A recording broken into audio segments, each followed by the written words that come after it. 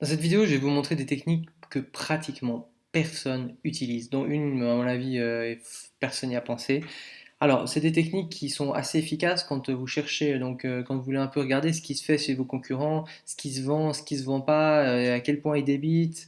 Euh, on a certaines stats, par exemple avec eBay, mais par exemple avec tout ce qui est des sites PrestaShop, WooCommerce, avec des Shopify et tout ça, c'est un peu difficile de se rendre compte qu'est-ce qu'ils vendent, parce que des fois, il y en a qui prétendent vendre beaucoup et qui vendent pas beaucoup, et il y en a inversement. Donc, je vais vous montrer quelques techniques, en fait.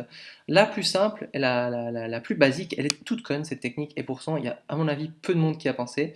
Alors là j'ai pris un site sportdiscount.net qui vend donc des produits de skate et compagnie, et tout ce qu'on va faire en fait, il y a une seule, pour cette première technique, il y a une seule condition, c'est qu'on puisse payer par virement bancaire. Alors je vais prendre, je sais pas, par exemple, je vais prendre un article, prenez l'article que vous voulez, il faut juste évidemment qu'il soit en stock. Alors là si jamais c'est un PrestaShop, le script derrière celui-là c'est un PrestaShop, tous les PrestaShop vous pouvez faire ça.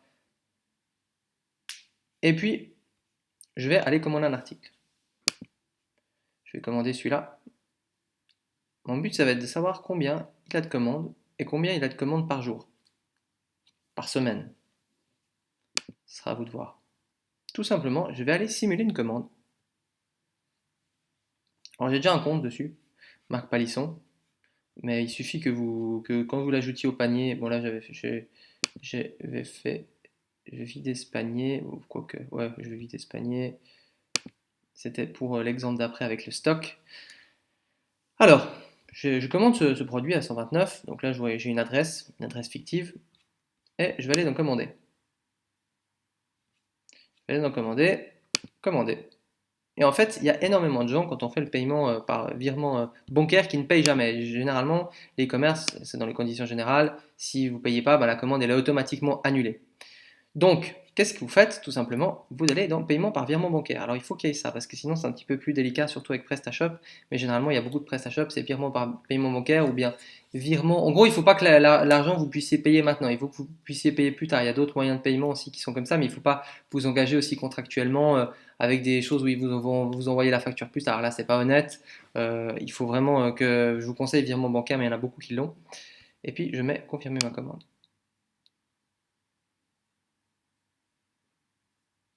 Donc, ça va créer une commande que je vais avoir un certain nombre de jours pour la payer. Donc voilà, là il y a les informations de paiement et puis on voit la référence de ma commande. Bon, ok. PrestaShop maintenant il met des chiffres parce qu'à l'époque il mettait les numéros de commande. À l'époque il mettait les numéros de commande ici, puis du coup c'était un petit peu embêtant parce qu'on pouvait voir un peu le nombre de commandes de chacun. Là c'est un petit peu protégé. Mais du coup, en fait, il y a une toute petite astuce toute bête, c'est que regardez, si je passe ma souris là, regardez ce qui s'affiche juste ici. JavaScript, machin truc, order 4918. Là, 2151. Et là, en fait, c'est le ID, c'est l'identifiant de la commande. Et en gros, grâce à ça, j'arrive à savoir quelle est ma commande. Donc, si j'analyse, par exemple, du 14 du 4 au 28 du 4, il était à 59, et là, il est à 151. Donc, je peux savoir très très facilement, voilà, qu'il a fait à peu près une centaine de commandes en une dizaine de jours, un peu plus. Donc, grâce à ça, grâce à ces toutes petites techniques, sans avoir besoin de faire quoi que ce soit d'autre, je peux savoir. Alors, l'idéal, c'est de la faire toutes les semaines ou tous les jours, si vous voulez. Comme ça, vous pouvez avoir des statistiques. Si vous voulez pousser ça un peu plus loin, le fait de faire tous les jours, vous allez savoir quel jour ça vend le mieux, quel jour ça vend le moins bien. Alors, évidemment, il ne faut pas non plus abuser de cette technique. Il ne faut pas la faire trop souvent, mais si vous le faites une fois par semaine, une fois par mois, vous pouvez suivre un peu l'évolution de vos concurrents.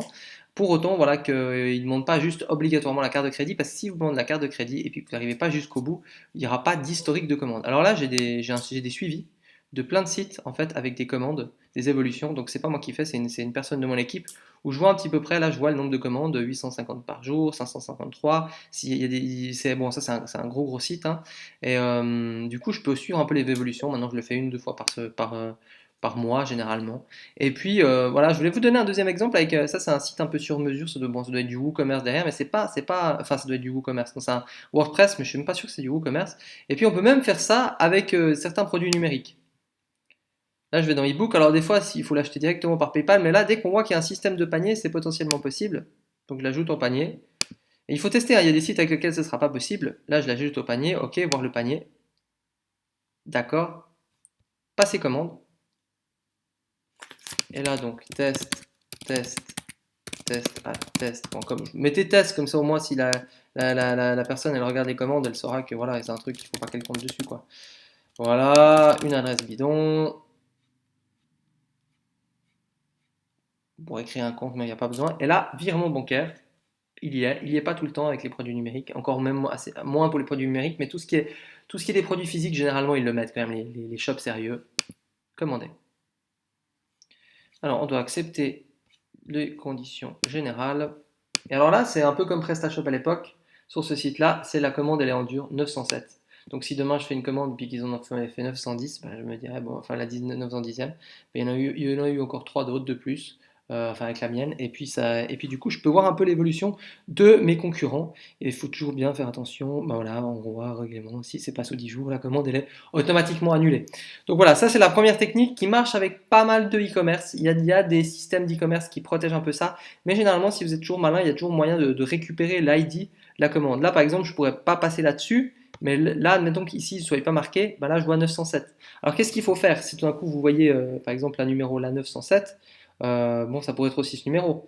Mais là, ça peut paraître plus plausible. Ben, vous en repassez une juste après, et si c'est 908 ou 909 ou 910, il y en a qui en ont passé d'autres, ben, c'est que vous avez trouvé le numéro d'identifiant de la commande. Ce qu'il faut savoir, c'est que vu qu'il y a virement bancaire, il y a probablement d'autres personnes qui font virement bancaire, ça leur crée une commande et qui ne payent pas. Donc, ça ne veut pas dire que c'est que des commandes payées. Il y a des grandes chances que ce soit ça. Donc ça, c'est la première technique. La deuxième technique, en fait, elle est quasiment plus puissante dans le sens où vous pouvez savoir enfin, je vous donne cet exemple. Là, j'ai pris un site au bol. Combien est-ce qu'ils vendent de ce produit par jour? Combien est-ce qu'ils vendent ce produit par jour? Combien est-ce qu'ils vendent ce produit par jour? Et sans avoir besoin de faire une commande. Par contre, ça prend un peu plus de temps enfin, ça prend même beaucoup de temps si vous voulez faire ça par jour, par produit. Mais ça peut être très très intéressant et c'est pas à 100% fiable, mais pratiquement. Et qu'est-ce que c'est simple. Mais il fallait y penser et voilà. Et j'ai jamais vu personne me parler de ça, que ce soit dans les formations américaines ou comme ça. Ça, c'est vraiment quelque chose que on a développé avec mon associé dans le business des e-commerce petit à petit pour checker un petit peu la concurrence. Je prends un produit au bol. Bon, allez, je prends celui-là par exemple. Et puis là, je me dis, sympa. Alors là, en fait, vous voyez, ben, j'ai déjà fait la démo avant pour voir combien il y en avait. Je vais vous montrer pourquoi. Là, on voit qu'il y en a 16. Prenez le produit, puis vous me dites, ben, j'aimerais en commander 10. Oh, 10, ça a l'air de marcher. Bon, j'aimerais encore en commander 3. Bon, 13, ça passe. J'aimerais en commander encore 10. Ah, plus de stock. Bon, on va chercher jusqu'à où il a du stock. Donc là, normalement, si on met 4, il n'y a plus de stock. Mais si on met 3, on va savoir qu'il a 16 produits en stock. Voilà. Il a 16 produits en stock. Vous revenez demain, à la même heure, il a, je ne sais pas, plus que 10 produits en stock. Combien il en a vendu en un jour? 6. Et voilà, c'est aussi simple que ça. C'est qu'en fait, pour tous les e-commerce où il y a de la gestion de stock, en fait, vous allez checker le stock qu'il a. Et chaque jour, vous pouvez checker le stock qu'il a et comme ça, vous pouvez savoir ce qu'il y a à vendre. Alors, il y a certains e-commerce où aussi ça peut être du virement bancaire et puis du coup, ça peut bloquer du stock. Il y a certaines fois aussi, il va se rapprovisionner, mais généralement, on voit une grande différence. Si là, aujourd'hui, il en a 16 et puis que demain, il en a 32, bon, peut-être qu'on ne saura pas combien il en a vendu, mais on sait qu'il en a rajouté. Donc, vous pouvez aussi savoir des informations comme ça. Alors là, c'est clair que ça prend du temps. Moi, je vous conseille, si vous voulez faire ce genre de technique, de faire appel à un assistant qui fait ça, un étudiant, ce genre de choses. Et puis, je pense pas que ça sert à rien d'épuyer tous les produits de vos clients tous les jours. Il faut pas non plus passer tout le temps là-dessus. Hein. C'est vraiment juste pour avoir des idées du marché de qu'est-ce qui se vend. Alors, pour tout ce qui est tous les gros sites Amazon et des choses comme ça, c'est beaucoup plus dur d'avoir les statistiques de vente, mais la plupart des sites utilisent des PrestaShop, des WooCommerce. WooCommerce, c'est la même chose. Et avec Shopify, Shopify, c'est pareil. Je vous montre ben là, c'est un de mes emails, typiquement d'une commande que j'ai fait, la 1059, sur le site proudandfreebiker.com. Alors, celle-ci, par contre, petite subtilité, on voit, elle est 9, elle est 9,99. Celle-ci, j'ai dû la payer parce que c'est que par carte de crédit. Mais je voulais absolument savoir combien il avait de commandes et vu que le prix était pas trop cher, je me suis dit, bon, ben voilà, ben pour 10 francs, je sais à peu près à combien il est au niveau des commandes et puis je reçois un produit. Donc, des fois, moi, ça m'est déjà arrivé aussi de faire des commandes chez mes concurrents parce qu'il n'y avait pas virement bancaire juste pour savoir, voilà, il faut quand même que. C'est quand même plus intéressant si le produit, vous pouvez le réutiliser, le donner ou quoi que ce soit. Mais franchement, je veux dire, vous n'aurez jamais l'occasion de faire ça, de vous pointer dans un magasin physique et puis de pouvoir savoir combien ils vendent. Et avec toutes ces petites techniques sur Internet, il est possible vraiment d'analyser vos concurrents, savoir si ça vaut la peine, si ça vaut pas la peine. Après, vous prenez par exemple si je prends par exemple, allez, je vais prendre celui-là, Proud, ouais, je vais choper sur Google. Je peux aller loin avec ça parce que je clique dessus et puis je peux me dire, ok, je vais aller voir sur Facebook ce qu'il a. Et puis on peut espionner aussi le nombre de personnes qu'il y a sur Facebook par semaine et faire des statistiques de pas mal de choses sur pas mal de choses pour voir à peu près qu'est-ce que ça donne. On peut aussi aller plus loin, on peut utiliser un outil qui s'appelle SimilarWeb. SimilarWeb, donc si je passe par exemple Sport Discount dedans, là il va analyser plein de choses sur le e-commerce. Des choses assez intéressantes, des statistiques des fois qui sont assez bluffantes, je ne sais pas comment ils font pour les avoir.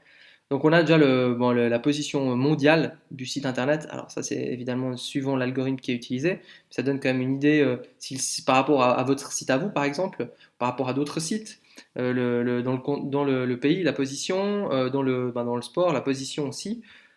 On peut voir, il y a une idée à peu près du trafic. Alors, je ne sais pas aussi exactement comment il a toutes ces informations, mais on peut avoir une idée du trafic. Et du coup, avec les commandes, on peut aussi tirer des ratios assez intéressantes avec la moyenne par page. Tous ces sous, moi, ça m'hallucine toujours quand ils arrivent à trouver toutes ces informations. Mais visiblement, c'est un site très connu, un SimilarWeb, c'est assez fiable. Top Country, des gens qui l'utilisent, donc on voit quand même que voilà, ça se joue entre la France et la Suisse, ces commandes. Donc ça, c'est aussi assez intéressant. Les sources, je crois qu'il y a des gens qui viennent directement dessus, puis il y en a beaucoup qui viennent par les recherches. Voilà, par où ça vient, les sites chez lesquels il est et qui lui envoient du trafic. On peut voir aussi qu'il a en moyenne, il utilise environ 30% de recherche payante et 70% plus de 70% de recherche organique. C'est intéressant, c'est-à-dire qu'il a quand même un bon référencement. On voit les mots-clés, longboard, il doit être bien positionné. On voit en payant, Drift Penny Rasta et tout ça. Donc voilà, ça me donne vraiment aussi pas mal d'infos. On voit aussi le social, il a détecté une chaîne YouTube. Et ben, je vous laisserai découvrir ce site, c'est très intéressant. En plus, des fois, suivant, j'utilise aussi SimilarWeb pour voir s'il y a des sites similaires, justement. C'était ça à la base, le concept de SimilarWeb, qui sont un peu dans le même domaine. On voit Sportmania, on voit qu'ils ciblent assez bien. Donc ça, c'est un outil très intéressant pour regarder un peu comment ça se passe chez vos concurrents. Et il y a une dernière technique. Là, j'ai poussé loin. Là, j'ai poussé loin. Si vraiment vous voulez savoir le nombre de commandes que fait une entreprise, on en parlait dans un mastermind avec un ami justement qui me disait justement que lui il avait complètement planqué ses ID, ses numéros de commande et tout ça et il voulait absolument pas qu'on sache, mais on a trouvé une technique pour savoir. Alors elle marche pas tous les coups, faut pas que ce soit du dropshipping, il faut que ce soit la société qui fasse la commande puis qu'il n'ait pas de saut de site internet. Mais là j'ai donc une photo que j'ai prise, ben là c'est en Suisse, d'une étiquette en fait, d'une étiquette, et on voit généralement ces étiquettes, quand c'est les entreprises qui font des étiquettes, ils ont leur propre système d'incrémentation. Donc qu'est-ce que ça veut dire? Ça veut dire que là, on voit, bon, il y a tout un numéro, mais alors cette technique nécessite de faire deux commandes d'intervalle. Donc vous faites une première commande par exemple le lundi, puis vous arrivez sur cette étiquette, et vous faites une commande par exemple le mercredi, et vous allez voir que généralement tous ces chiffres ils sont les mêmes, sauf ce dernier-là. Alors, ça peut être les chiffres peuvent être différents, mais une grande partie des chiffres sera les mêmes. Et puis normalement, bah, il y aura peut-être, alors peut-être il y aura un encodage quelque part, ou peut-être que chaque jour du mois il y aura un chiffre différent, mais généralement à la fin, il y a le numéro de l'étiquette, parce que ça suit. En fait, l'étiquette prochaine qui sera imprimée par cette société, ce sera enfin, va finir par 214. Après il y aura 215, 216. Donc peut-être que dans une semaine je serai à 322, et puis du coup, j'aurais pu savoir combien est-ce qu'ils envoient de colis par semaine en fait. Et il y a même, sauf erreur, une fois les impôts ou le fisc qui avait contrôlé combien une société envoyait de colis grâce au fait au numéro de suivi, ou alors peut-être c'était la facture de la poste, mais il y a des histoires un petit peu comme ça où on se rend pas compte, mais des fois il y a des choses qu'on utilise. Qui sont incrémentées et puis du coup voilà, c'est comme ça que on peut savoir que cette société, si je refais une commande, elle est dans un mois et puis qu'elle est à 313 à la fin, et ben je saurai qu'il aura fait son colis en un mois. Donc voilà un peu toutes les techniques qui ont été mises au point pour on va dire un peu espionner les concurrents. Alors il y a peut-être un côté qui est éthique qui peut déranger certains. En même temps, voilà, c'est du commerce, il y a rien d'illégal là-dedans. Ça nous donne des informations assez intéressantes. Il n'y a pas de piratage ni quoi que ce soit. On ne va pas du tout dans des techniques comme ça, mais au moins ça donne des informations pour les niches. Donc regardez, vous avez trouvé, je sais pas moi, une niche qu'est-ce que j'en sais, sur des produits pour le camping, j'en sais rien, ben, vous allez lister un peu tous les gens ces sites internet un peu spécialisés qui ont pas mal de fans sur Facebook dans le camping. Vous regardez un petit peu si vous pouvez simuler des commandes, regardez un peu ce que ça donne, regardez un petit peu voilà, le nombre de volumes qu'ils font. Ça, c'est vraiment des techniques, honnêtement, que j'ai jamais vu. J'ai cherché pas mal, justement, si aux États-Unis, il y en avait qui parlaient de ça pour avoir des nouvelles techniques et j'ai jamais rien trouvé là-dessus. Donc voilà, je vous laisse utiliser ça comme bon vous semble, mais à mon avis, c'est très intéressant, surtout au début, hein. Après, je pense que quand on est lancé, il n'y a pas forcément besoin de toujours être rongé par ses concurrents ou voilà, la concurrence entre guillemets c'est bien parce que ça fait aussi booster le marché tout ça. Mais par contre, pour avoir un œil quand même dessus de temps en temps, mais surtout aussi pour tester des niches, voir comment ça avance chez les autres et leur stratégie, c'est quand même toujours assez intéressant. Voilà,